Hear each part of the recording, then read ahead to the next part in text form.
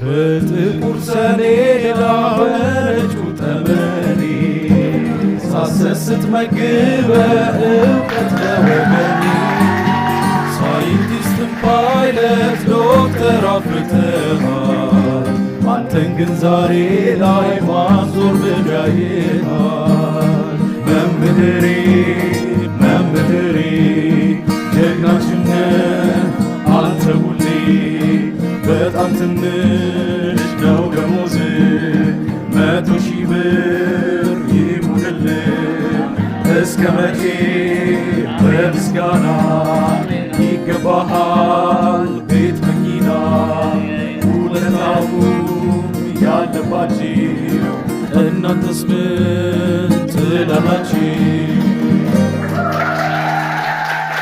በህይወቴ ለመጀመሪያ ጊዜ ነው እንደዚህ አይነት ምስጋና ሲሰጠኝ። እውነቴን ነው የምላችሁ።